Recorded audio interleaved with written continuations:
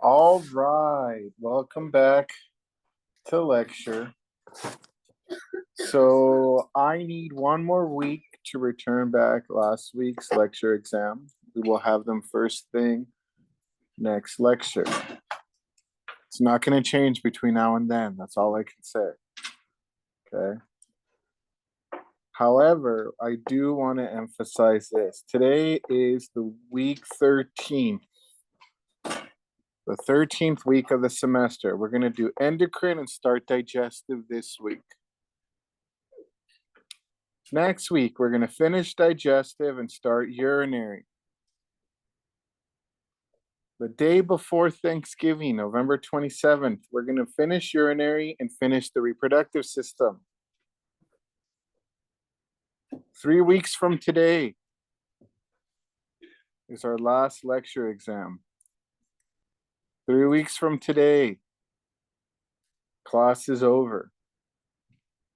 I mentioned it's going to come in at super fast towards the end. One of the nice things about the end is that the labs and lectures are going to link up a lot more, right? So this week we're doing digestive. We're going to do, some of you guys did urinary this week. We're going to do urinary and lecture and digestive and lecture next week. So they're going to pretty much match up with the labs. And then reproductive. It's all going to match up with the labs. So just heads up, we're going to help reinforce it towards the end. However, there's still a lot of material to go through at the end. Okay, one of the things about these last lectures, though, is they become a little bit more survey than the nitty-gritty. So we understand that towards the end. We're going to do our best to make the best we can as we rush through these concepts. Today, we're going to start with the endocrine system. This is one of my favorite systems, and we're not going to do it justice. You will do it more justice in physiology, which makes sense. Okay. The endocrine system. This is the system that provides messages throughout the body. So it signals the body to do many things. The main thing it does is it helps maintain homeostasis. This means if your blood pressure is too high, this system is going to provide a signal to help regulate it. Your body temperature is too low, this system is going to help regulate it. If you have too much water, not enough water, too much calcium, not enough calcium, your body's going to help regulate it. One of the main things that this system uses, the endocrine system, is the system that is going to use a series of hormones.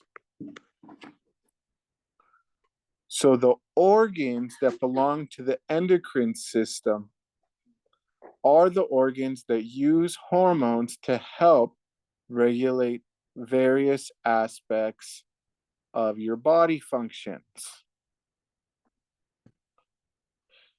For example, in your brain, in the anterior, technically ventral side of the brain, you have the pituitary gland. And this gland, along with the hypothalamus, play a major role in regulating your hormones. We'll get to this in a bit. My favorite gland is on the posterior side of the brain.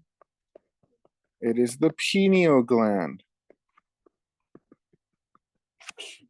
This one releases a hormone. Your thyroid gland releases many hormones to help regulate things like metabolism, for example.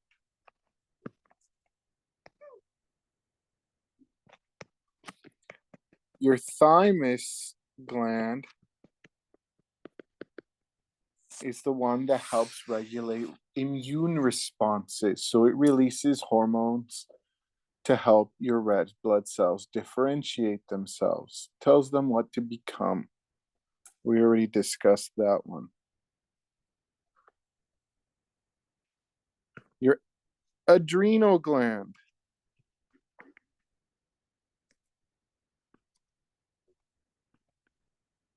Releases hormones that are associated with an adrenaline rush.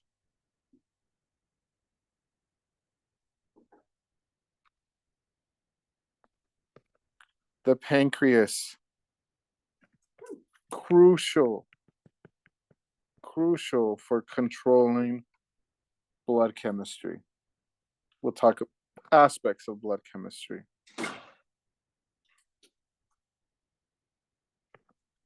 And these we won't talk until November 27th, because these are part of the reproductive organs. The gonads, the testes and ovaries. These release hormones that regulate reproductive function. So what we're going to do is we're going to talk about what makes the endocrine system, its functions, how the cells communicate, and then we're going to break down these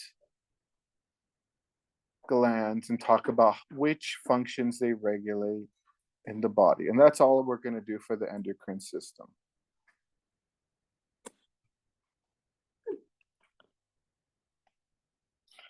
So we talked about a few ways that cells communicate already. One of them was the nervous system. And the nervous system uses a neuron as a cell to communicate with the next cell. So we must recall that this one uses action potentials and neurotransmitters.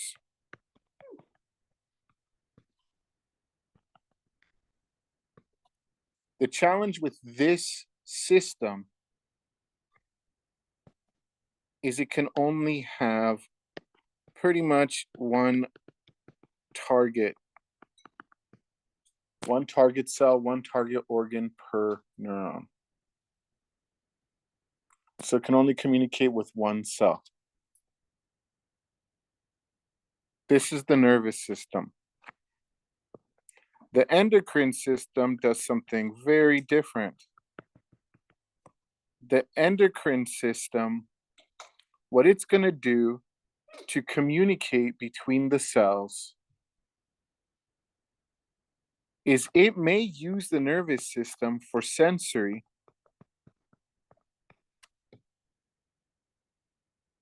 but when it comes to making a response, it's going to use hormones. What are hormones? Hormones can be steroids, so they can be made of cholesterol, fats. Hormones can be made of proteins, amino acids.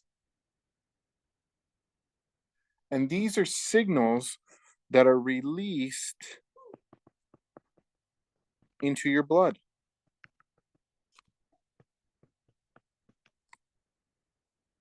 So this one's just going to release a bunch of hormones,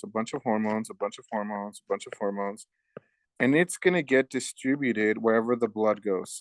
So wherever the blood flows, your cells are going to be exposed to those hormones.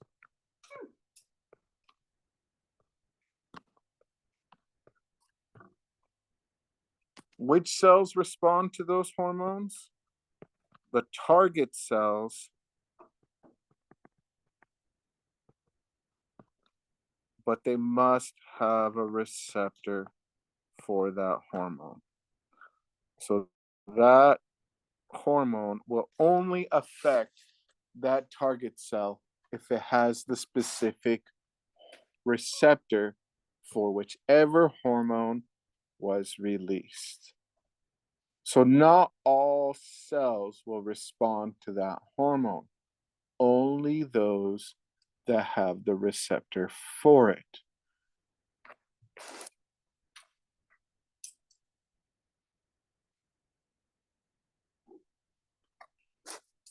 So here's a good example. Okay. Interestingly enough, Some endocrine glands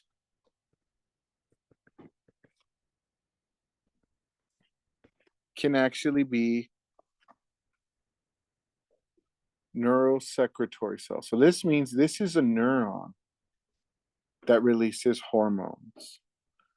The important thing is that it releases these hormones into the bloodstream. So what happens is as that hormone is traveling through the blood, it is going to expose all the cells that the blood come in contact with. But that target cell will only be a target cell if it has the specific receptor.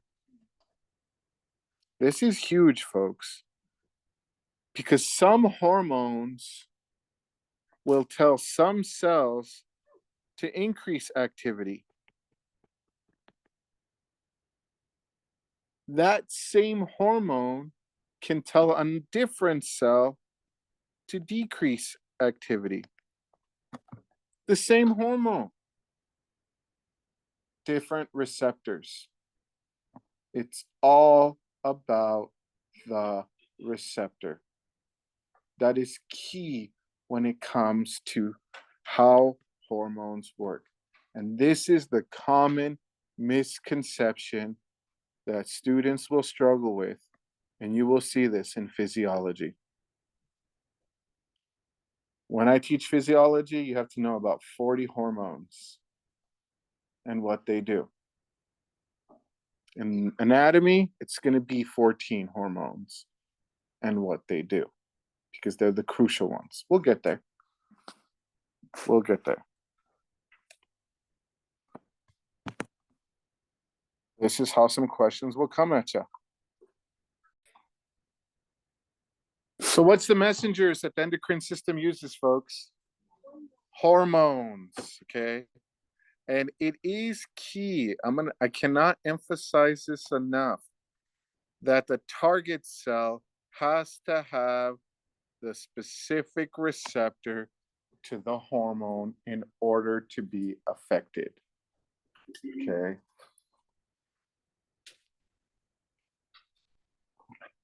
Which of the below are part of the endocrine system? Thyroid is a part of the endocrine system?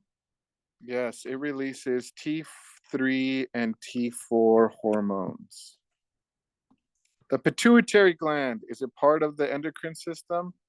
Yes, we're just going to say it releases a lot.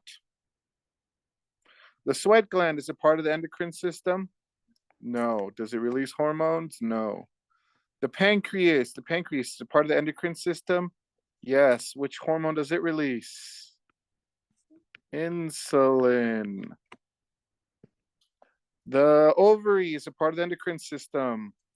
Yes. What hormone does it release? Estrogen is one of them. Progesterone is another one. We'll talk about those during the reproductive system. So they release hormones that regulate parts, that regulate body functions. Okay, so what type of things do these regulate? Pineal gland, sleep cycles. We can all use some extra sleep. I cannot emphasize that enough. The pituitary gland, it regulates other glands. So some glands tell other glands what to do. It can get crazy. It can get very complicated really quickly. The thyroid gland, what does it regulate? Oh yeah, wrong one. I'm thinking thymus. I was like, no, you're absolutely right. Metabolism. And calcium levels in your blood. That's what the thyroid gland does. The thymus is the one that I was thinking of. Other T. What does that regulate? Helps regulate immune responses. The adrenaline gland. What is an adrenaline rush? Epinephrine. So this regulates fight or flight responses.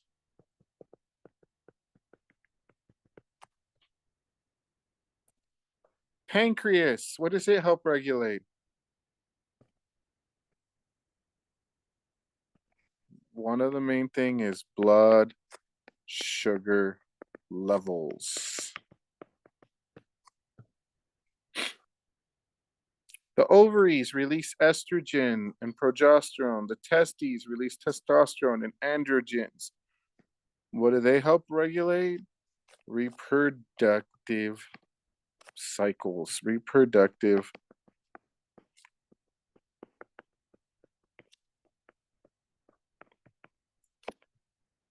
the reproductive sex cells. Maturation. Okay. Some of the things that the pituitary gland helps regulate.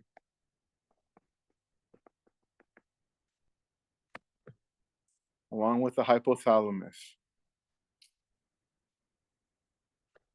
Puberty. This tells the testes and ovaries what to do.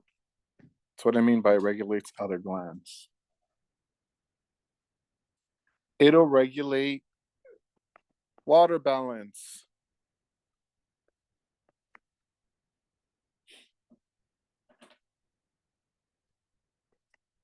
It'll regulate growth.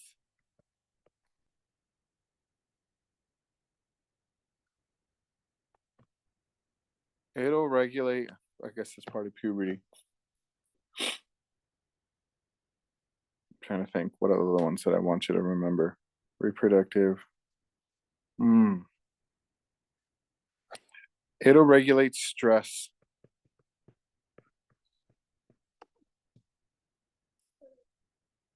You can see where puberty, stress, growth, blood sugar, flight or flight responses, immune responses, metabolism, they can affect your behavior.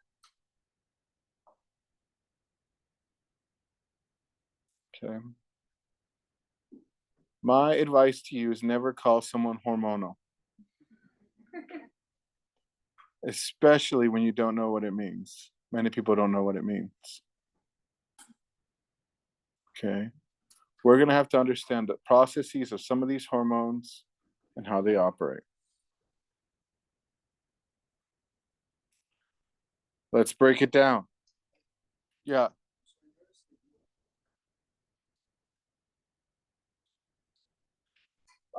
Not the endocrine system directly. That's going to be the autonomic nervous system specifically. And we'll get to that when we talk about the adrenal gland. Okay. The posterior pituitary gland. So the pituitary gland is divided into the anterior and posterior pituitary. The posterior pituitary is, so here's the anterior grayed out, and this one is the posterior pituitary. But what's interesting is how these create their hormones. The anterior does it differently than the posterior. Okay.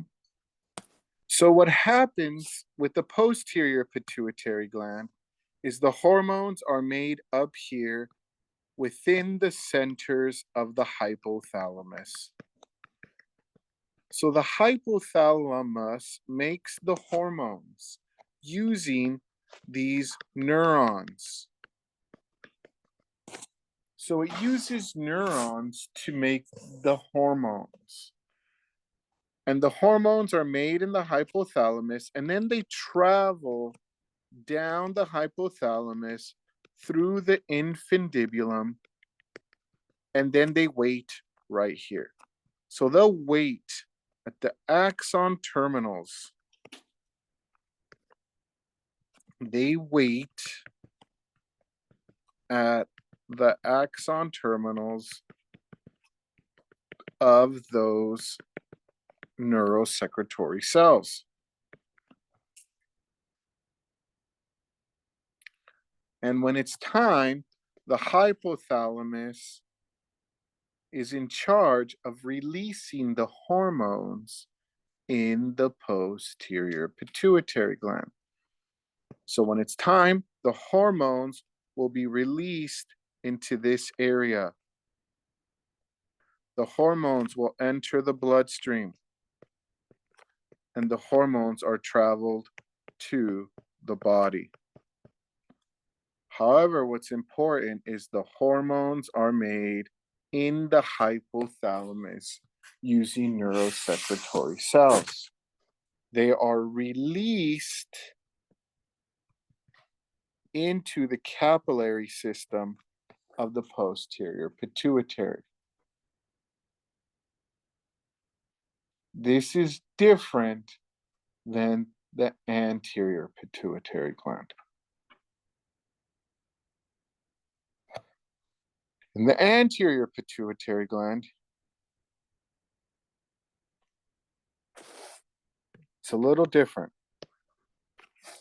The anterior pituitary gland, the hypothalamus sends signals. It'll send a hormone. So the hormone is released in the hypothalamus. That hormone is going to travel through the bloodstream to the anterior pituitary. Once it reaches here, those hormones tell the cells, the gland cells of the anterior pituitary, what to do. So the hypothalamus starts with a primary hormone.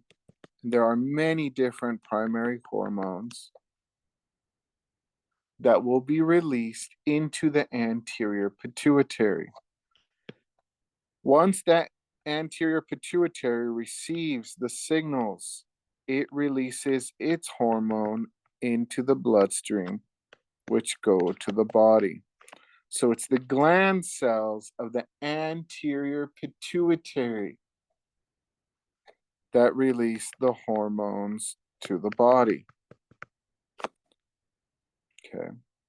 So there is a secondary hormone that is produced and released by the anterior pituitary gland.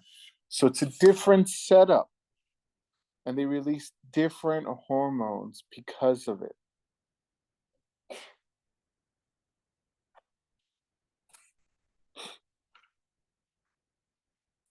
The pituitary gland, one of its main jobs is to tell the other endocrine glands what to do.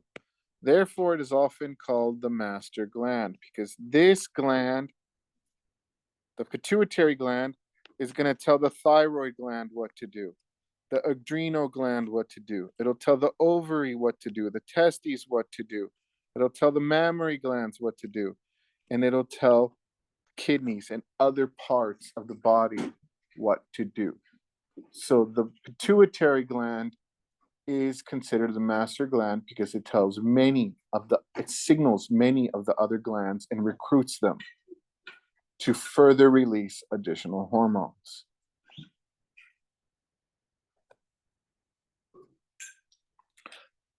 The pituitary gland, the posterior pituitary gland, releases two hormones. You can abbreviate them ADH and OXT. Antidiuretic hormone is released by the posterior pituitary gland. Okay. And ADH is going to go to the kidneys. It's going to tell the kidney cells, the kidney tubules, what to do.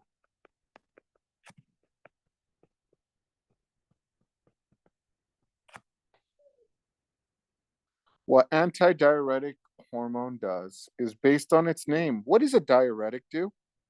Let's start with that one. It makes you pee. What do you think antidiuretic is going to do? It's going to make you not pee. Its response is to make your kidney tubules conserve water, which reduces how much you pee. This happens when you're dehydrated. When you're dehydrated, your posterior pituitary gland is going to release antidiuretic hormone to tell your kidneys to conserve water.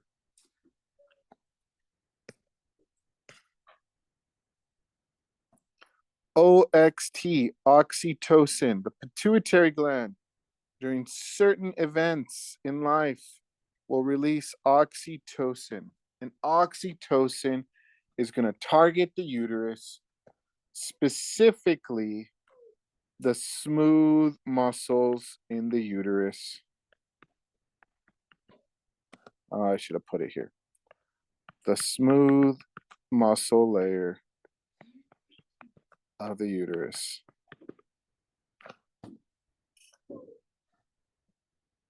What is it going to make the smooth muscle layers do? Contract. When do the muscles contract? Just during birth? When else? During menses and during intercourse. They all have particular functions.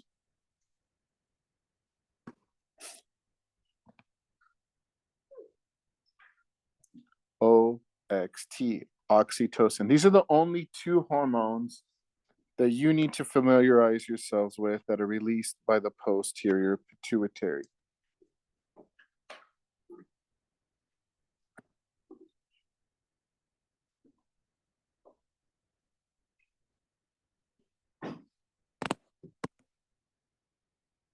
Want to see it? So when it comes time to it, because some question like this is going to end up on your exam, what are the two hormones that are released by the posterior pituitary gland? ADH and OXT. This is where they're made, folks. They're made in the hypothalamus. They travel down and wait here until they're released in the blood when they are required, when they receive the signal. Dehydration, pregnancy, menstruation, intercourse. I need you to be able to tell me what they do, where they're made, where they're released, what they do, what's their target. Responses. Two hormones down.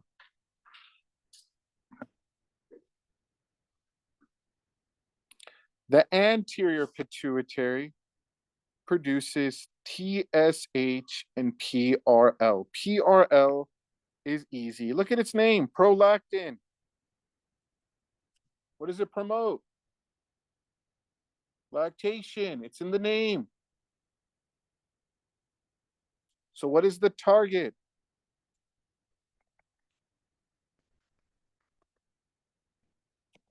Your lactiferous glands in the mammillary glands. The lactiferous glands are the ones that actually produce milk. What's the response? Produce and release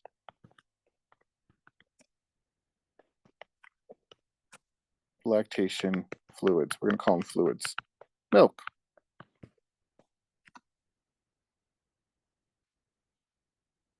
This is the hormone that's required to nurse a child. One of the crazy things about this one, the signal is actually nursing. So when a person is nursing a child, one of the things that happens is the nipple area becomes super sensitive to saliva of a baby. And so long as nursing occurs, prolactin will continue to be released. This is how some people can nurse their children for over 8 years.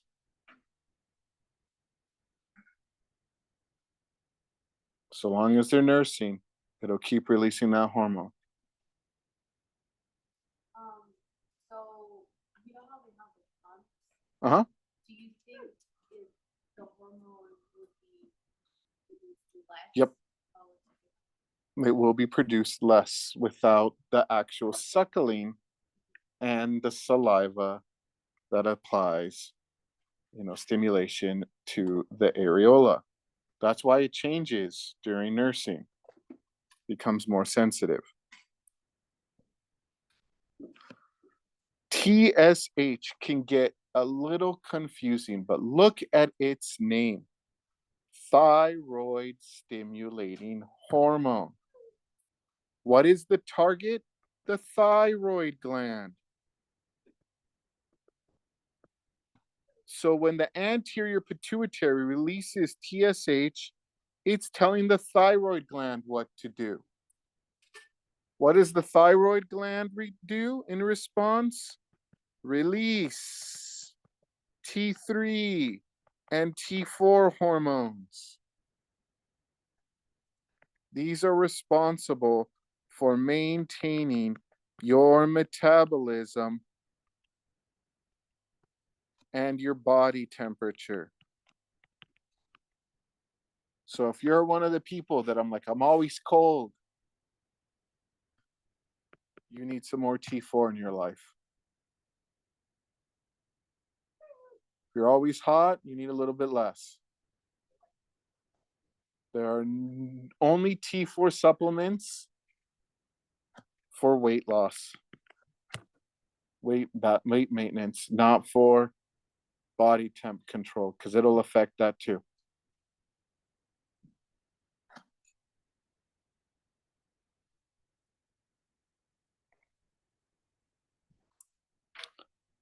A, C, T, H, and GH. GH scares the hell out of me. I'll tell you why here in a little bit. Let's start with A, C, T, H. I struggle saying this one. Just the first syllable. Adrenocorticotropic hormone. ACTH is so much easier. What does this one target? It targets the adrenal gland, specifically the cortex of the adrenal gland, hence the name adrenocorticotropic hormone. What does this do? When you release this hormone from the anterior pituitary, it tells the adrenal gland to release your stress response hormones. What are your stress response hormones? Epinephrine, norepinephrine, and the troublesome one, cortisol. These will help you do a fight or flight response. All of these. I've mentioned this before. I know I have. The problem is, in our lives, when should we be stressed? When you're in physical danger. So technically, we should be exercising. In our society, when do we stress out? Last week, when you took an exam, were you exercising? No. When you worry about finances, are you exercising? No. When your kids talk back to you, are you exercising? Hopefully you don't smack them. But no.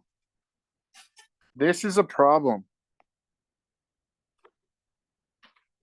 When you don't exercise and you're releasing a lot of this stuff, it does some bad stuff to your body. How do you get rid of excess cortisol, excess epinephrine in your body? Gotta go exercise. That stuff will build up in you and it could kill you. Right? This is the one that scares the bejesus out of me. Growth hormone. What does this one target? The bones, your skeletal muscles, your joints. What does this one do? It makes them grow. That's the name, growth hormone. When do you do this? During childhood. Or maybe you broke a bone during repair. Right? So when will you have a lot of growth hormone put into your body? During childhood. You'll see blips, small spikes, again, after you like break a bone. Why does this one scare me? Well, in the United States, and only in the United States, is growth hormone introduced to our livestock. So that means when you feed your kids chicken, beef, pork, dairy, eggs, what are you pumping them full of? Growth hormone. Everywhere else in the world, it is banned except the good old USA. Why?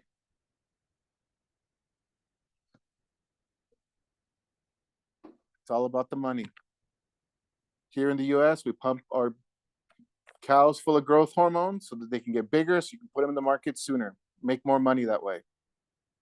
We still do not know what the negative impacts are of feeding children growth hormones, but we don't care. It's all about the money.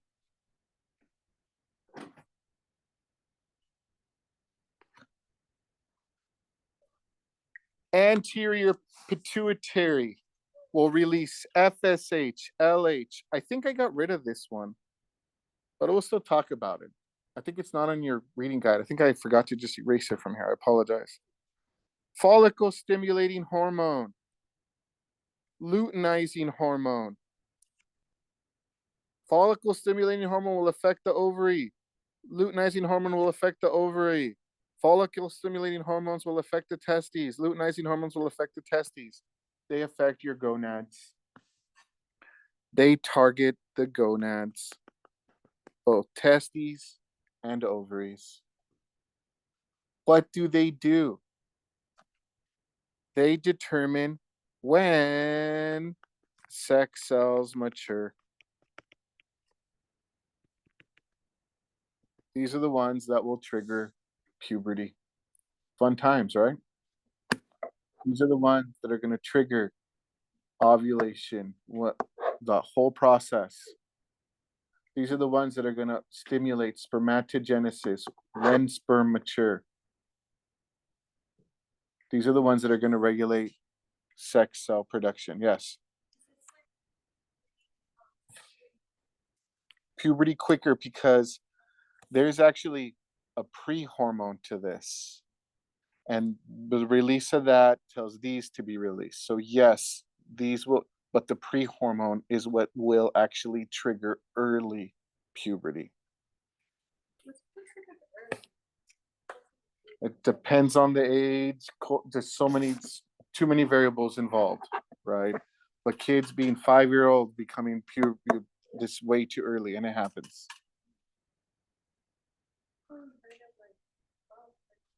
No, it's much single digits. It happens. Melanocyte stimulating hormone. This affects your melanocytes. Does anybody know what your melanocytes are? They produce what? Melanin. And what is melanin? Your skin pigments. Technically cells. You have cells that will determine how much skin pigments you have. This hormone is released when you get too much sun. What is the response? Makes you darker. Makes you tan. Melanocyte stimulating hormone.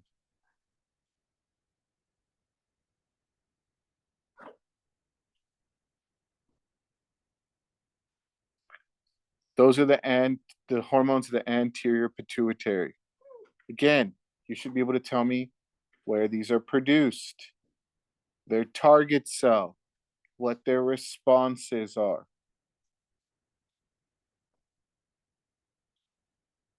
Yes. Everything. Everything. Like, we just don't understand it.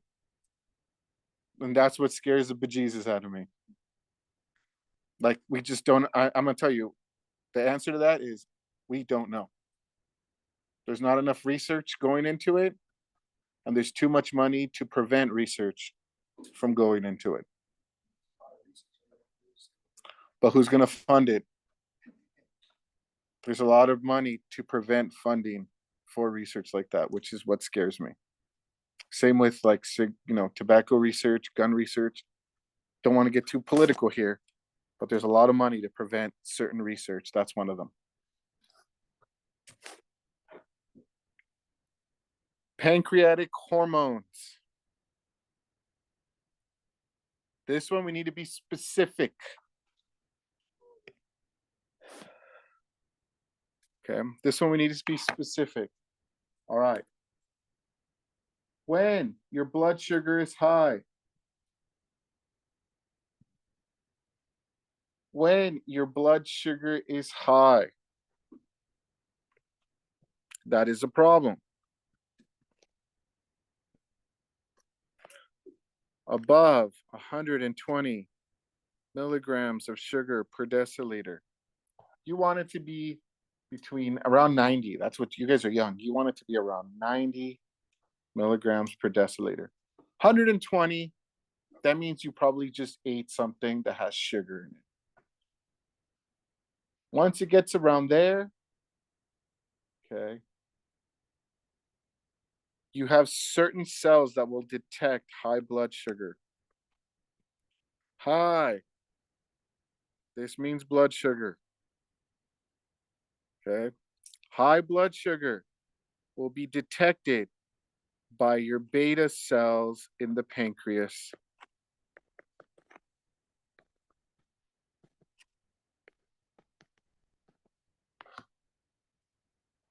So you have cells in here that are going to detect the high blood sugar.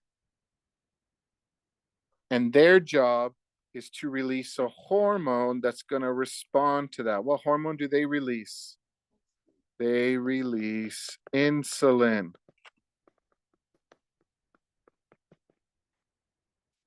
What does insulin do? So it tells the cells to intake the glucose. So glucose goes into certain cells, the primarily one being liver cells, okay? There's others. But what does the liver cell do with the glucose? It'll turn it in to glycogen and store it. As a response, blood sugar goes down. That's the response. You decrease blood sugar by converting glucose into glycogen in your liver, in your muscles, in your body fat. Insulin is the hormone that does that. What happens if your blood sugar is too low? Let's say your blood sugar is around 7. Let's go a little lower. Let's go 65. Oof, that's a little too low, maybe, but that's all right. This is low. So you have low blood sugar now. You have a different set of cells. You have alpha cells in the pancreas that detect this.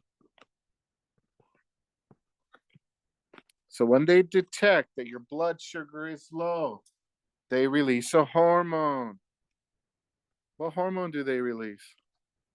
They release glucagon.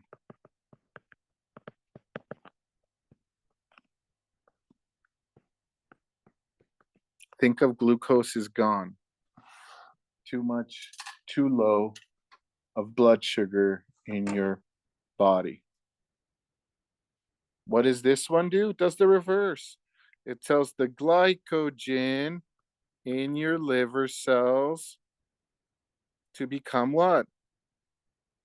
It'll turn them into glucose. What does that do?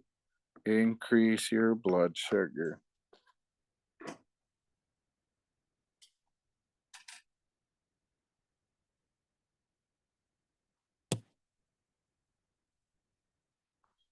Someone who is type 2 diabetic, you guys heard type 2, type 1? There's more types out there, but those are the primary ones. Type 2, which do they have an issue with? They usually have what type of blood sugar? Too high or too low? Too high. Type 2 is typically too high. Why do they have that? One of two reasons. Their body resists insulin. So in other words, their cells don't care if there's insulin in the blood anymore. They just don't respond to it anymore. Or their body just doesn't produce insulin anymore. They cannot keep their blood sugar low, regular. Blood sugar is going to be high for someone who is a type 2 diabetic. What about type 1? Which one? They're insulin dependent. Are they just insulin dependent? Sometimes they have to eat what? Sometimes they'll have to eat sugar. Type 1 diabetes is going to be a person who has a problem with insulin and glucagon. The main reason people are type 1 diabetic is because they have very few B cells and very few A cells. So they just cannot release enough insulin and glucagon to respond to blood sugar swings. So they will require, in their kits, they will have sugar. It's usually like rock candy, something similar to it, and insulin. In other words, they just don't have enough cells to produce enough hormone, either one, to respond to it. Typically, that's a genetic thing. So a child is most likely going to be a type 1 diabetic. A child is under your care and you know they're diabetic and they faint. What are you supposed to do?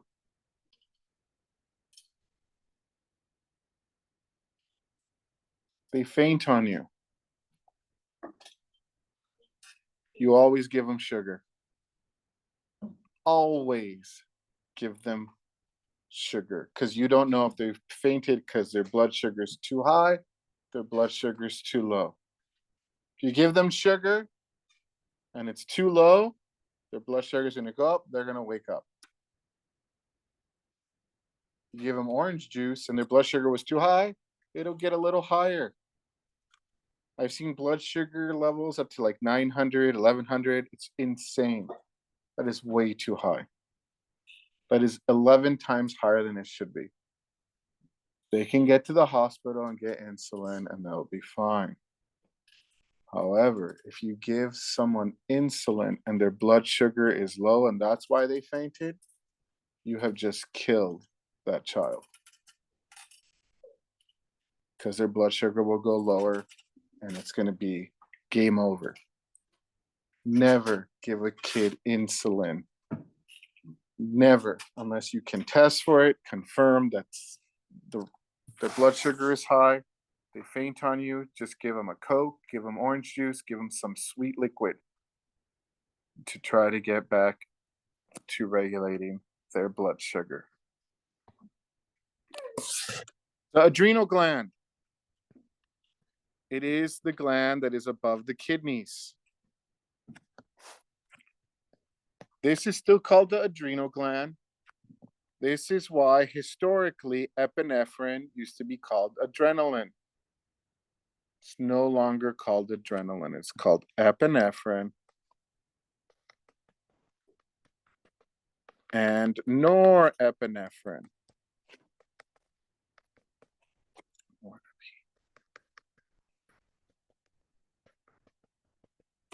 So when this one receives adrenocorticotropic hormone from the anterior pituitary, it is going to release these two. We know what these two do. They cause a fight or flight response.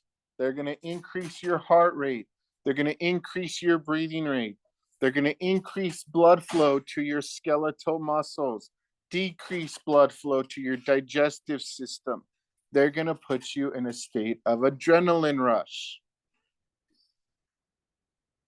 The other thing this releases is the true stress hormone, cortisol. Sometimes, I already forgot its other name. I think it's sometimes referred to as glucocortisol. When you are in a fight or flight response, guess what you need? You need to increase your blood sugar.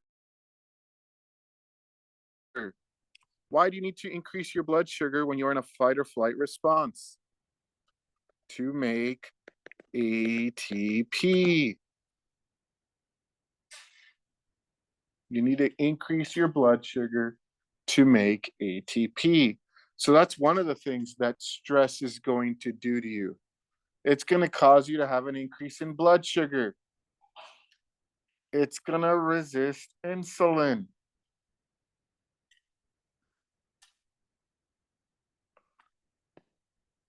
This can cause people to become pre-diabetic. You're pre-diabetic, can send you all the way to diabetes. You're diabetic, guess what doctors tell you? Don't stress out so much. I want to give them the finger. Easier said than done. But you can see where someone who is diabetic has blood sugar issues will be negatively affected by stress because it's going to release the stress hormone.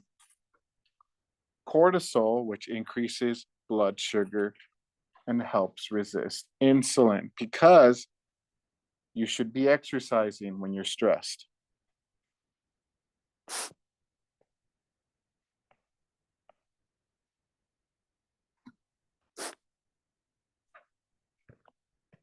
This is the symbol. Oh, that's terrible.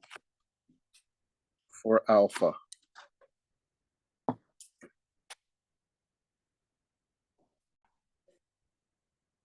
Folks, what do alpha cells in the pancreas detect? Low blood sugar. What do they do in response to low blood sugar? They release glucagon. Name one hormone released by the adrenal gland. Adrenal gland. Epinephrine. What's another one? Norepinephrine. What do those two do? Fight or flight response. What is it going to do to your heart rate? What is it going to do to your digestion rate? Good. Cortisol. What does that one do? It'll increase blood sugar. The one thing that I didn't talk about because it gets complicated, and I'm just going to mention it real quick. The main reason you release cortisol, in addition to increase your blood sugar, is cortisol will help maintain your enzyme integrity. When you are stressed out, you know, when someone really pisses you off and you actually feel like you're getting hot, that's what happens when you're stressed out. You increase your body temperature. You change the pH of your body just from being stressed out. Cortisol helps proteins stay together in addition to increasing blood sugar. So it helps maintain protein integrity. So it does two things in response to stress. Yes. So weird. So when like males develop like gynecomastia and they start to Correct. they produce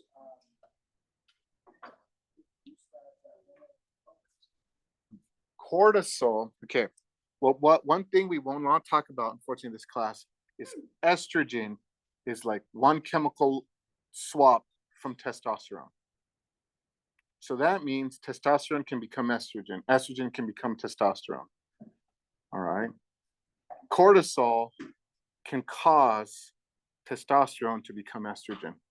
It'll disrupt how testosterone is produced in the body. It can also cause estrogen to become testosterone. So stress can promote one hormone over the other, which can cause things like, causing female traits in men and male traits in females. Right? We'll talk about male traits and female traits when we do reproduction, but cortisol disrupts hormones if it's allowed to linger in the body. Okay. Wrong one. That's digestion. Double double. Sounds so good right now. How many calories?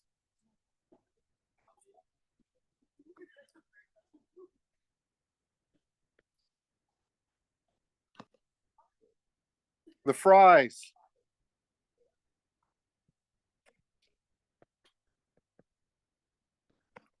You get a regular Coke, Diet Coke, at least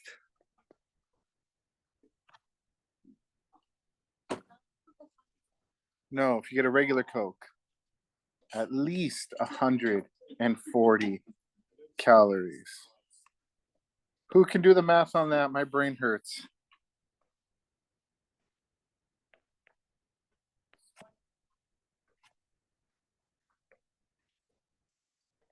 How many should you be getting in a day? Yeah, if you don't do a lot of exercise, at your age, you should be around there. If you do moderate exercise, that's how many you should be getting in a day. In a day. This is one sitting. That's if you don't get a refill. No ketchup. No animal style. No extra spread. That's the thing that has like the most calories. That spread. I think it's gross, by the way. What's crazy is this for fast food is a healthy option. That blows my mind that this is a healthy option for fast food.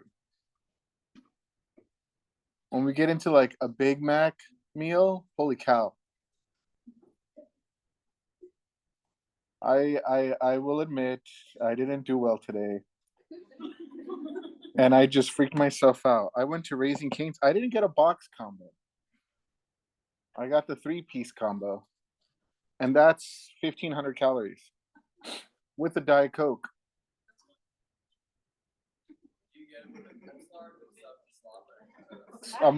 I do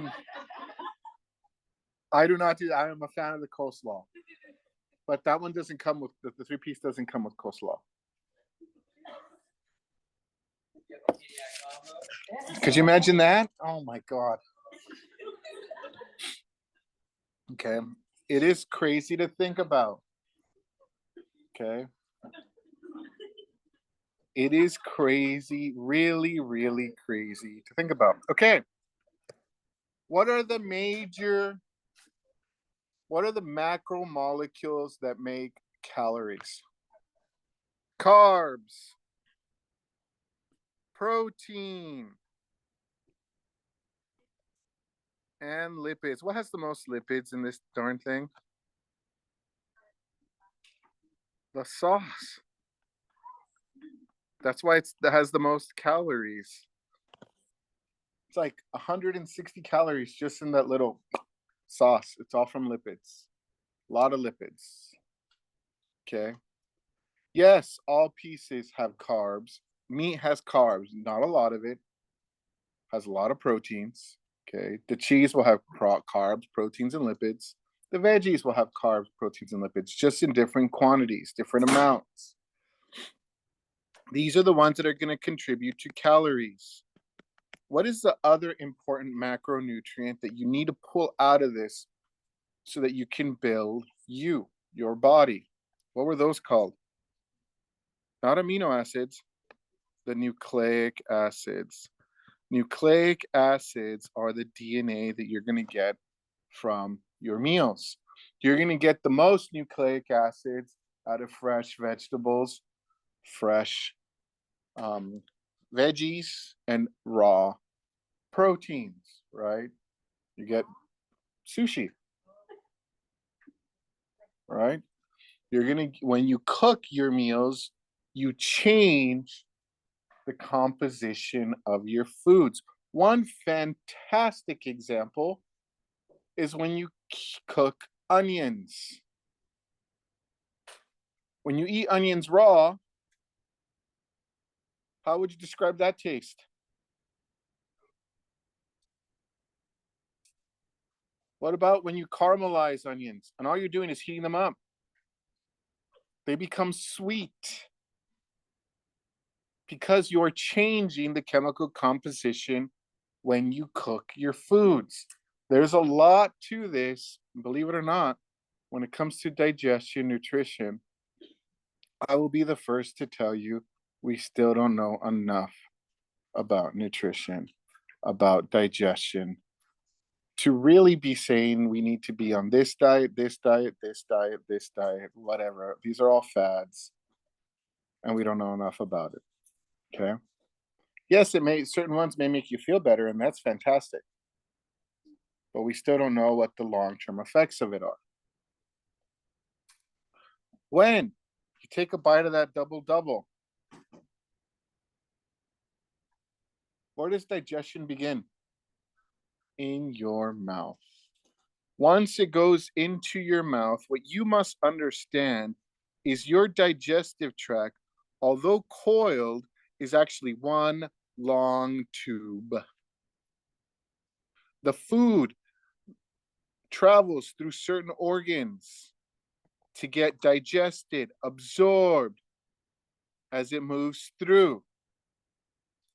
If the food moves through those organs, they are part of your alimentary canal. The alimentary canal is responsible for moving the food through your GI tract to digest, absorb, and finally secrete stuff into it so you can properly digest your foods. So it starts in the mouth. From the mouth, where does it go to? What is this tube? And then the small intestines. And then, what's the other name for the large intestine? It is important for you to understand that this one has two names: the colon, or the large intestine. And then what's this region called before it is expelled? Rectum and out the anus. That is your alimentary canal. Those organs make up the alimentary canal. So if the food travels through those digestive organs, alimentary canal. People argue that the mouth is not part of the alimentary canal. But food travels through it. So we'll count it. It's not clear if it is or not, to be completely honest with you. What is that one right there?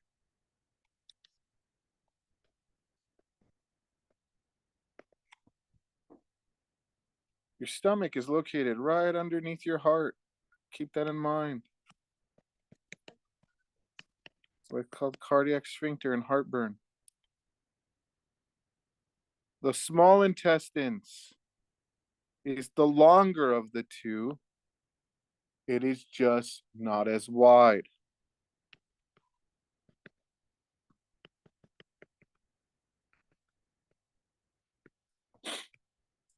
Then it'll travel through the large intestines or the colon. That in blue. It'll be retained in the rectum for a little bit before it is expelled out the anus. This is the alimentary canal. I need you to know what those parts do as the food travels through it.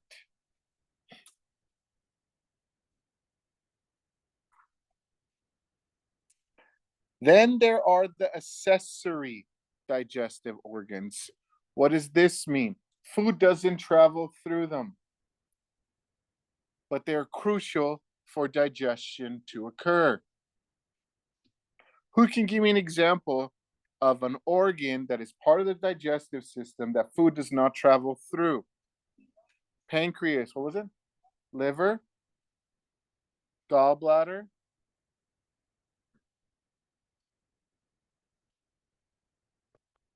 liver. What does the liver do for digestion? It makes bile. Folks, this is so important. It makes bile. What about this green organ? What is that called? And what is the gallbladder?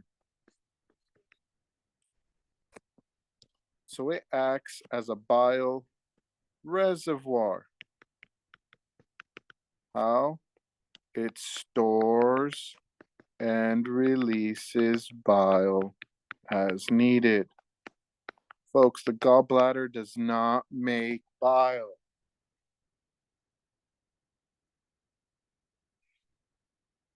What does the pancreas do? Okay, so it makes enzymes. And what are the enzymes doing?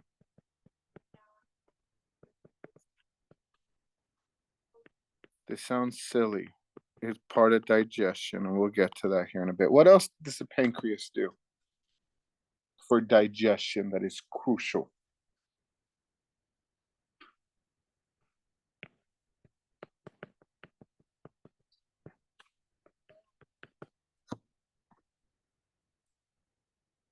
So important that it buffers the pH.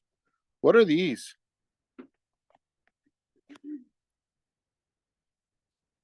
Not your tonsils. What do they do? What does saliva do? Which is what? It introduces enzymes and lubricants. So you don't, could you imagine not having any lubricants when you're eating a cracker? That would suck.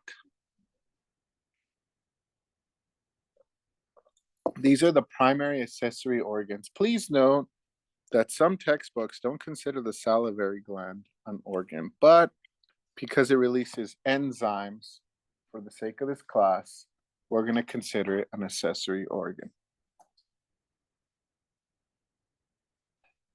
Food doesn't travel through these things.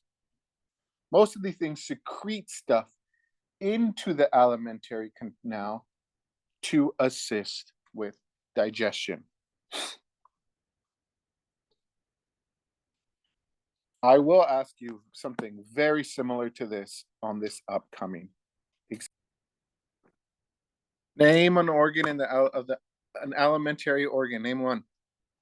Esophagus, colon, stomach, large. Sorry, you said large intestines already. Small intestines. Name two accessory organs of the digestive system. Pancreas, gallbladder, liver, salivary glands. You will see that the liver and the pancreas actually serve more than one system. That is important. We just talked about the pancreas. The pancreas has a role in the endocrine system, that is to release insulin and glucagon. In the digestive system, it releases trypsin, amylase, lipase, stuff to digest the foods.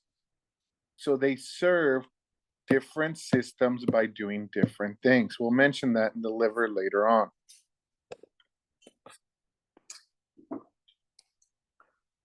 The peritoneum is the membrane, the innermost membrane of your abdominal cavity. Okay, so the peritoneum is the innermost membrane. I'm outlining it in yellow. It's just a little membrane, and you'll see that it surrounds organs and it just holds them all together. Okay, it keeps them attached to the wall. It goes around the small intestines, the large intestines. It keeps everything in place so things don't move around as food moves through them. It keeps everything in place. There are three regions of the peritoneum that I want you to be super familiar with. One of them are the regions that hold the small intestines in place. The small intestines are held in place by the mesentery, sometimes called the small bowel mesentery. And here it is. It is this membrane that's just going to hold the intestines and it keeps them coiled. But the mesentery is an organ of its own. So it is made of tissue that holds the intestines on its own. You'll see blood vessels running through this. You'll see nerves running through this. It'll store fat in it. Okay. But one of its main jobs is so that when your intestines are constantly moving, they don't knot up. Because if they become in a knot, and it happens in some people, you're going to have an abdominal blockage and you're going to need to get that fixed, likely needing surgery. They're there to not only supply the blood, the nervous system, the information that the intestines need, but to hold it in place. That is what the small bowel or the mesentery do. By the way, that is why that blood vessel is called the superior mesenteric artery. It is supplying the blood to the small intestines. All right. The other part that I think is important is connecting the liver to the stomach. That membrane is called the lesser omentum. So that kind of keeps the stomach from slipping around, dropping. Okay. And the other one that helps keep the stomach in place is this one that holds the large intestines. And look at how it folds down to the front of the stomach. This one is called the greater omentum. The greater omentum is my arch enemy because this is the one that'll store the fat to make the beer belly. That stores a lot of fat in that area. So yes, it holds things in place, but it also stores fat as a means to protect your abdominal cavity, just in case you get struck in the abdomen there. Okay? But when you start storing excess amounts of fat, it'll get stored within the greater omentum, in addition to your skin in your abdominal wall. Okay. So these are three regions that I want you to be familiar with that hold your organs in place. Because if you think about it, these are constantly churning, even when they're empty. And you don't control them. So if they're constantly moving, they can easily slip into a place that can compromise your digestion. They can become in a knot. And that is not a good thing to happen.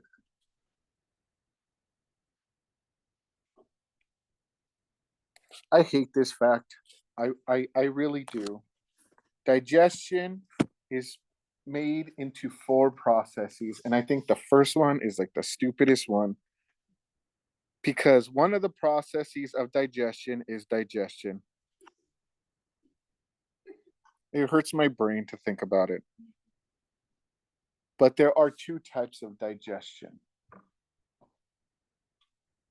Two major parts. What is it? And chemical. What is mechanical? Let's start with the first one. So let's start with mechanical, sometimes called physical digestion, by the way. What does that mean? Okay, but what is mechanical digestion actually doing? This is breaking food down, making food into smaller pieces. Why? Okay, that is important.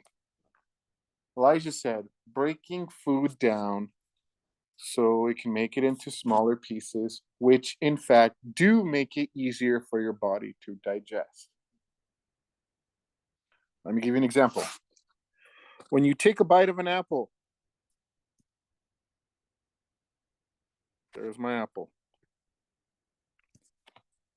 Imagine putting the whole thing and digesting it. That's not going to work. Yeah, it takes a lot of other energy for a snake to break down its food. What you need to do is you need to break it down into mini apple parts. So it's still apple, but it's just small. It's just smaller parts. You have broken it down into smaller bits of apple. This is mechanical digestion. The apple has not changed other than it's smaller. Why is that so gosh darn important? Well, there is a physics phenomenon. When you make something into a small sphere, like a small bit of apple, small bits of sandwiches, that is essentially what you're doing. What you do, what you're actually doing, is you're increasing the surface area of that food. And you're going to learn that increasing surface area is really huge when it comes to digestion. Because now that the surface area is bigger, that means there's more surface for your enzymes to break it down. There's more surface for the amount of apple to help change that apple into something your body can absorb. So mechanical digestion is simply making food small. As simple as that.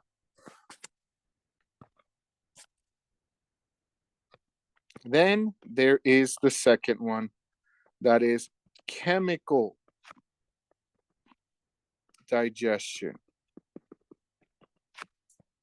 What does that mean? You are altering the chemical properties of your food so you can digest them, absorb them. Bread. I love bread. What is the major chemical macromolecule found in bread? They call it what? What type of carb? Complex, and they'll say it's a what? It's complex. They'll still call it a what? What type of carbohydrate?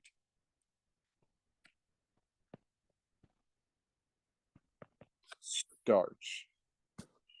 What a starch is actually a complex carbohydrate. It is a saccharide.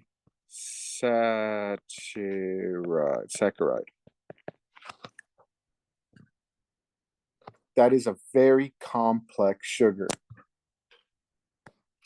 Why does bread taste so good? Well, when you bite bread and you start chewing on it, your saliva releases an enzyme called amylase. That is an enzyme. Enzymes, folks, do most of the chemical digestion in the body. Enzymes. You start chewing your polysaccharides. They change that polysaccharide into a different sugar. So it's going to turn starch into a sugar that is more simple. And most of it is going to be sucrose and maltose. These are two simple sugars. And guess what? They taste yummy. Sucrose is table sugar. Maltose is like a malt sugar. Mixing them both, when you start chewing your bread, you're chemically breaking it down, changing the sugar types. Now you taste these two, making bread taste so yummy. Okay, so you're literally, when you do chemical digestion, you're primarily using enzymes to chemically alter from one sugar into a different sugar. These sugars are called disaccharides.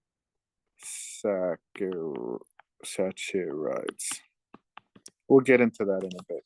So you're changing one sugar into another sugar. You're breaking it down. This is chemical digestion. So there is a difference between chemical digestion and mechanical digestion, which is why they're the first step of digestion. Hurts my brain. Then you have absorption.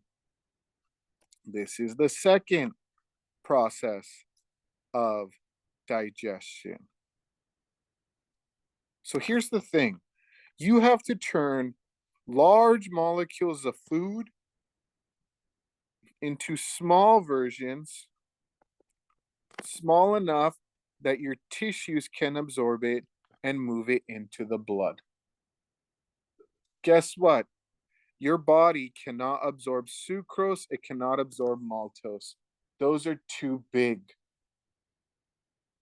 Does anybody know what the absorbable form of sugar is? Glucose is one of them.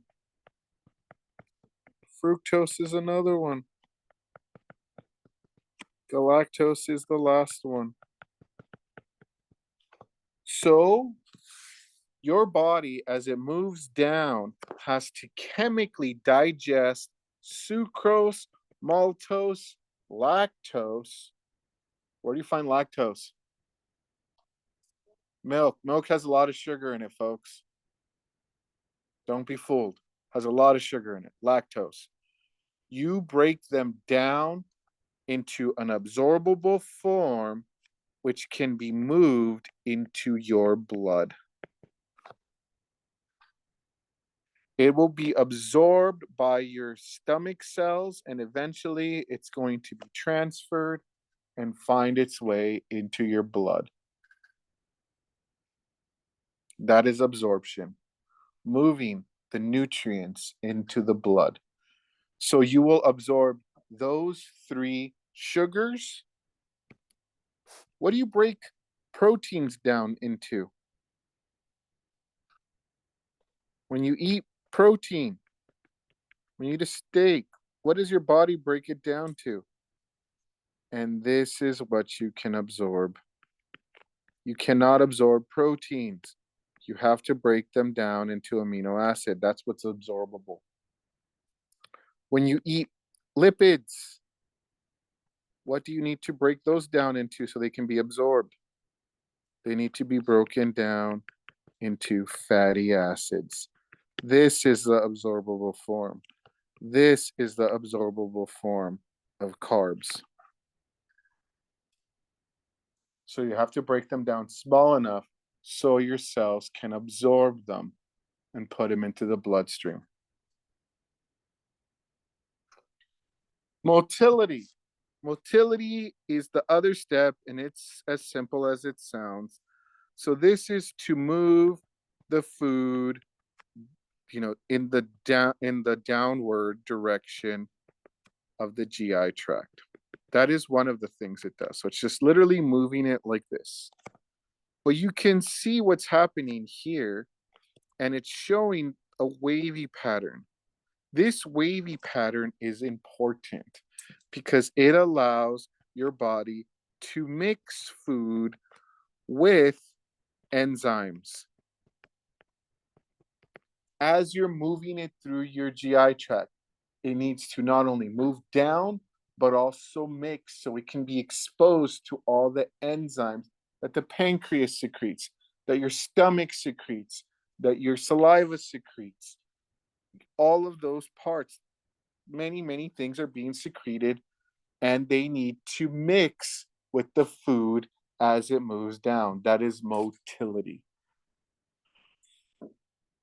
Secretions. Your cells will secrete stuff. Literally, the cells of the digestive system secrete stuff.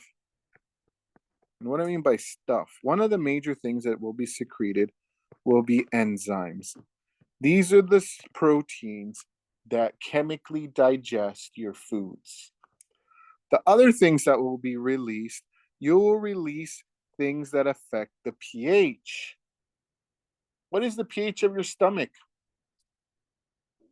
It's like super acidic. You will release buffers to adjust that pH. So these are chemicals that are released by the cells. pH, what was I going to put? I forgot. Oh, pH chemicals. We'll talk about some of those pH chemicals here in a bit. The other thing that your stomach is going, your GI tract is going to release are hormones to keep everything in check, to tell everything what to do. So these are things that are being secreted by the cell to help facilitate digestion as the food moves through your GI tract. These are the 4 phases, the 4 processes of digestion.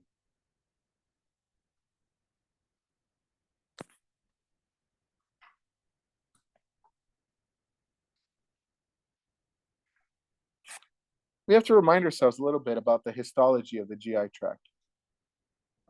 For starters, who remembers what the epithelial tissue, the primary epithelial tissue, the surface one?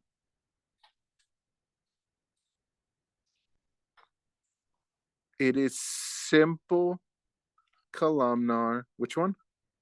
What's its full name? Simple columnar epithelial tissue. Okay, we'll talk about why that's important in a bit.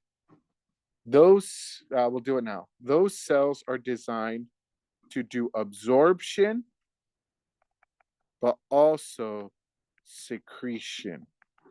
So they're designed for both functions, which is important in the GI tract. Okay. All right. Included in this top layer, that yellow and the simple columnar epithelial, this top layer is called the mucosa. This is where most of the absorption, all the absorption of the nutrients will occur, is at the mucosa. Okay, so it has simple columnar epithelial tissue. And believe it or not, all that yellow is areolar connective tissue. So there's a lot of simple columnar and areolar. This one, that yellow stuff, is areolar CT. That is found in the mucosa. Below the mucosa is the submucosa. In the submucosa, this is where the blood vessels are that are going to be absorbing the nutrients. That is their prime location. You can see there's also lymphatic vessels there. That is to prevent you from getting infections from your food, but also to help absorb your food. Okay. They're found in the submucosa. This region right here, this is made of not one layer, but 2 layers of smooth muscles. So these are all smooth muscle tissue. And that is called the muscularis layer because it's primarily made of smooth muscle tissue. And the stomach, the GI, not just the stomach, has a 4th layer. Unlike most tissues, most organs only have 3 layers. Stomach has 4. And this outer layer is the serosa. And that is primarily going to be made of dense, regular connective tissue. But what it's really doing is it's providing like the outer layer, the outer support of your organs. So I need you to be familiar with the 1, 2, 3, 4 layers of the GI tract. And this is true starting at the end of the esophagus all the way to the anus of the alimentary canal.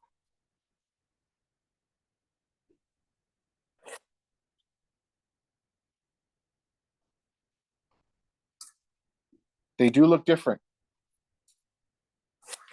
So here's the esophagus. So the esophagus starts that around here. And then you have the stomach. So you have the 3 layers. There's the mucosa. Here's the submucosa, the muscularis. And you don't see the serosa.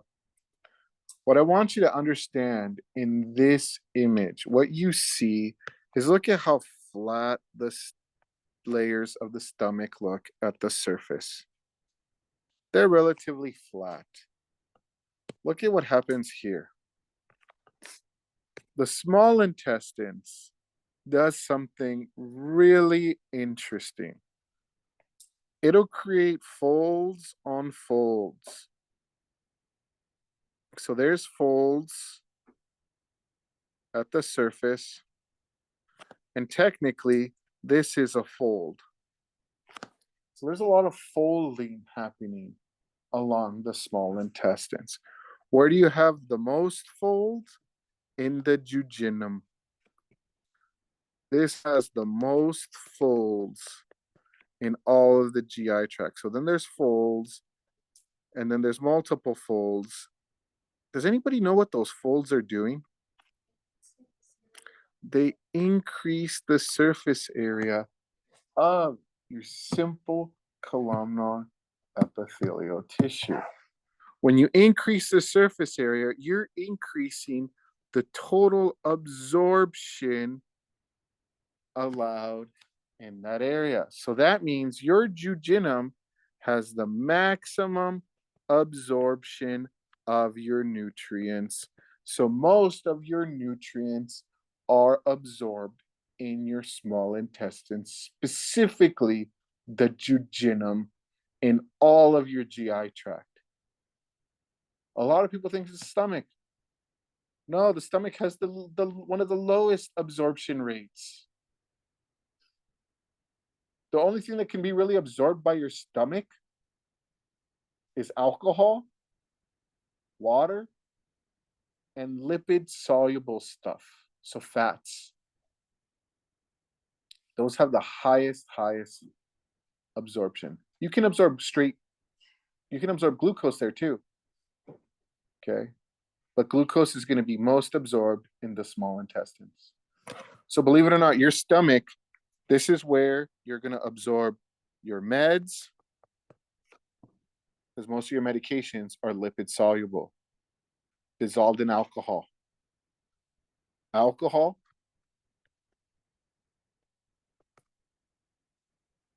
water, and some glucose. The max absorption of everything in the small intestines. Your small intestines, if we were to stretch it out, will be about 9 to 11 feet, depending on the person. Okay. So think about it. It's a tube that's around a diameter of 1 inch, maybe 2 inches, depending on certain regions. If you were to spread out every single fold in your small intestines. Make it flat. 9 foot. Keep that in mind. It would be bigger than a soccer field. That's how much surface area is in 9 foot of your intestines because of all these folds. All of it is designed to increase your surface area so you can absorb a lot of nutrients in that region. Okay.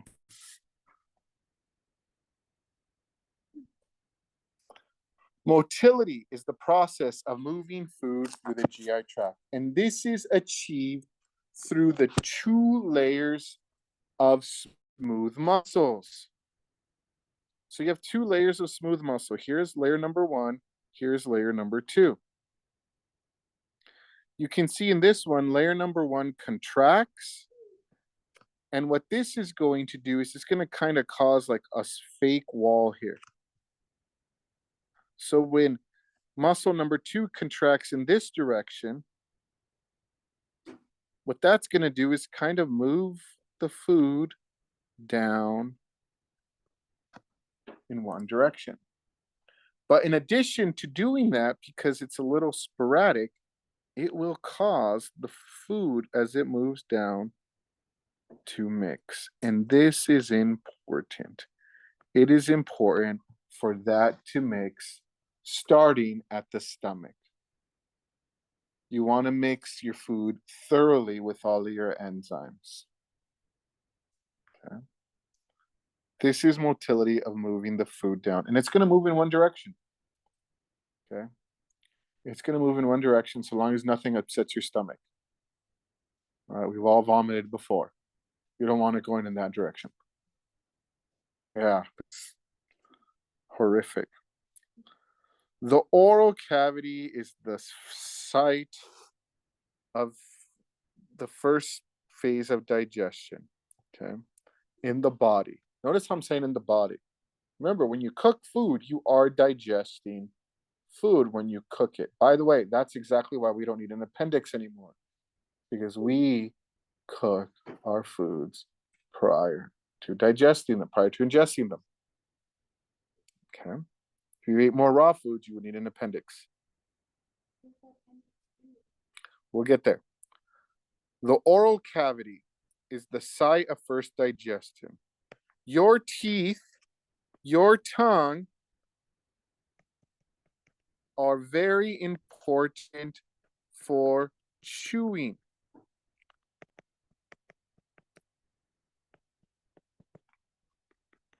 And you're accomplishing multiple things when you chew your foods. Okay. One of them that your teeth and tongue are primarily accomplishing is they are doing mechanical digestion. Okay. Mechanical digestion is what? So I always include this because Homer doesn't chew his food. He swallows donuts whole. If he were to chew his food, he would break down donuts into smaller pieces of donuts with mechanical digestion. Okay, so that is the first part that chewing is doing. You're turning your foods into smaller parts, smaller pieces. Why? It increases the surface area of those smaller parts. As you chew your food, what do you introduce to help you lubricate chewing? Saliva. Saliva has an enzyme. And the first enzyme that you introduce into digestion is amylase.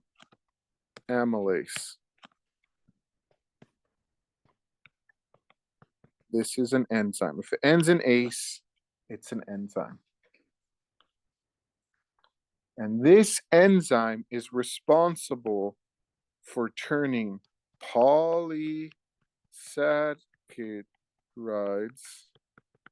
and it's going to convert large sugars into disaccharides. Running out of space here. So it'll turn, for example, starch into sucrose. Where do you find sucrose? What is sucrose? What type of sugar? What type of sugar? Where do you find sucrose at? It's table sugar. It's what you put in your coffee. Table sugar. So you will primarily turn a starch into a sucrose. It could also turn it into a maltose, which is a different disaccharide. So this enzyme is responsible for chemical digestion. So what type of digestion occurs in the oral cavity? Both mechanical and chemical. What does mechanical digestion? The act of breaking your food down with your teeth and tongue. What does the chemical digestion? The amylase that is released by your saliva, which breaks down polysaccharides into disaccharides, large sugars into smaller sugars, changes the chemical properties.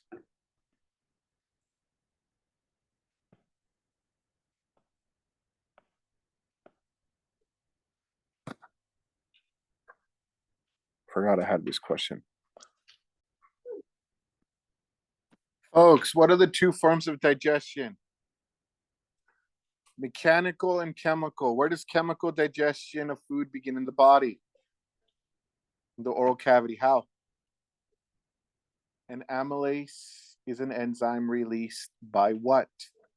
Your salivary glands, okay? So it is mixed within the saliva. Your teeth will work to grind and mechanically digest food. Those of you guys who want to go into the dental field, we only have like 1.5 slides. I'm sorry, that's it.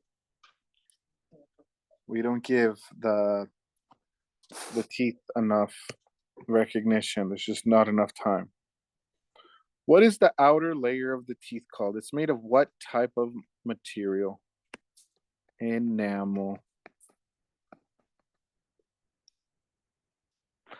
The layer that is deep to the enamel, the soft layer, is your dentin. The dentin helps support and rejuvenate the enamel. Okay, once enamel starts to wear down, it is very hard to rebuild it. Okay, so the dentin is the layer that helps maintain it. And then you have the most deep layer. This is called the pulp. So when you get a cavity, there's no nerves here. You won't feel a cavity. You might see it. There's no nerves here. You won't feel it as it moves through the dentin. But when the bacteria eats all the way to the pulp, let me tell you, you will feel it then. Okay. When that area is exposed, I have seen some grown people become unfunctional from the pain caused by teeth. Once that area, you can see here is where in the pulp is where your blood vessels and your nerves are located. And at that point, you're going to need to get some medical attention. Okay. The tooth exists as the top part. Sorry, I shouldn't go like to the gum. This is called the cusp. The cusp of the tooth. The region where it's in the gum, that is the tooth neck. Everything below it is the tooth root. These are the 6 regions that I want you to be familiar with on each tooth. The cusp looks different on each tooth, depending on whether it's an incisor, a molar, or a canine. As adults, we typically have 32 teeth. Okay. All right. Why do I say typically? Because the third molar is the one that is often removed. What is the third molar? What's the other name for that one? So that's the one that will be occasionally removed. So your incisors are designed to kind of slice food. The canines are designed to tear foods, like to just like tear through tissue. Our canines are pretty wimpy compared to other animals. And our molars, what are they designed to do? Yeah, grind, mash food. Okay. And that's about all. I put tear.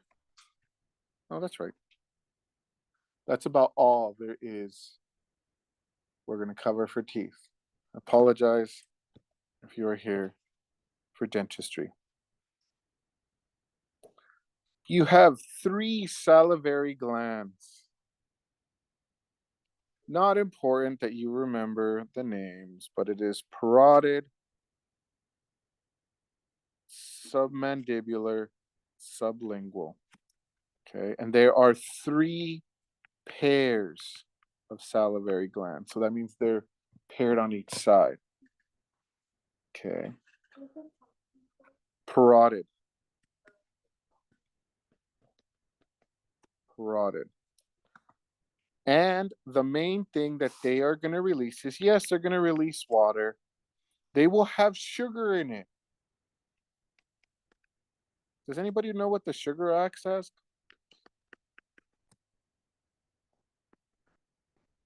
It'll act as a lubricant. And the main thing is the amylase. That is the enzyme that breaks down large sugar.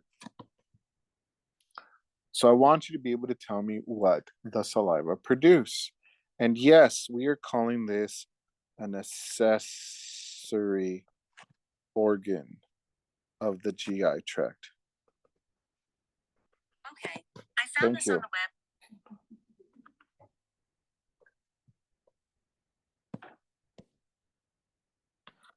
Accessory. It's late, guys. I apologize. Swallowing. I can't say this word. Deglutition is moving the materials that you have chewed. So it starts in the oral cavity, moving it into the pharynx. Once that food is in the pharynx, guess what? It's no longer called food. It is called a bolus. That means it is mixed with the saliva. You're going to move it into your esophagus. Your esophagus is most of it is made of smooth muscle. What is that smooth muscle doing? Moving that food down to your stomach.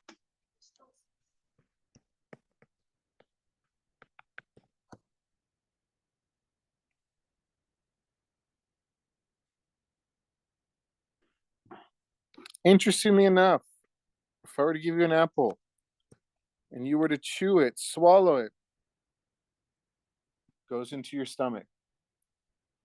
If I were to hang you by your feet upside down, you were to chew it, swallow it, it's still going to move into your stomach. That is how efficient your esophagus is. Its job is to move the bolus into the stomach. At the stomach, The bolus is going to be exposed to what?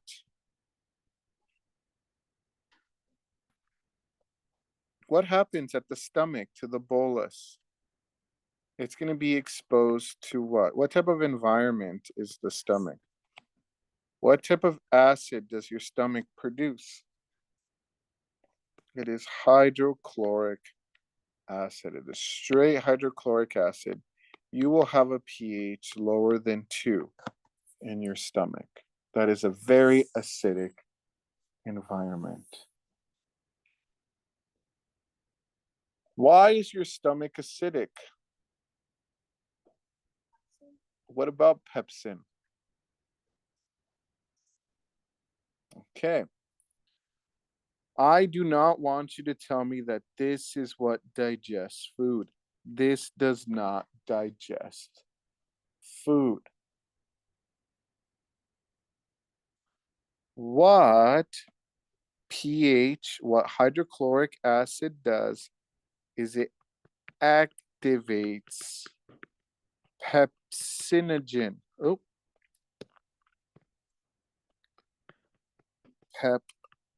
pepsinogen.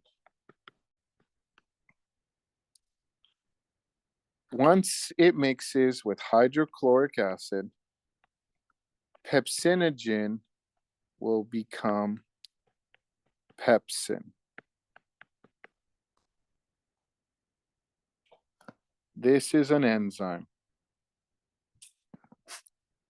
Pepsin dissolves a macromolecule that starts with the letter P. What does it dissolve, folks? I mean, digest. It digests proteins.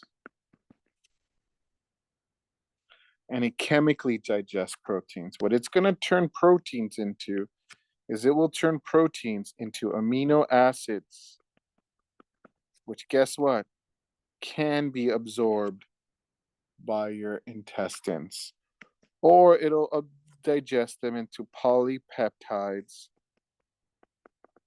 which will later be broken down into amino acids. So pepsin begins the chemical digestion of protein. This happens in your stomach. Your stomach is designed to initiate the chemical digestion of the proteins you consumed. What does this word sound like? What do you think Pepsi Cola was made for? To help digestion. How does it help digestion? Pepsi Cola has a low pH. It helped maintain the pH, balance the pH in your stomach, whether it was too low or too high. Okay. So Pepsi was designed to aid in digestion. As a matter of fact, most colas were designed to help digestion. Almost all sodas were originally designed for digestion. Dr. Pepper, it's another one. That's what the doctors give you when you had an upset stomach. 7-Up, 7 ingredients to help digestion. Coca-Cola did that, but they also added cocaine into it to make you feel good. Not anymore. They put sugar in it now, which I think is even. I've seen so many comedians tell me it's harder to get off of sugar than it is cocaine. Okay, I've seen what both do. Trying to get rid of sugar is rough. Okay, this is where we're gonna wrap it up for today. So when we come back, we're gonna talk more about how the stomach helps digest proteins. When we come back, I'm also gonna give you your lecture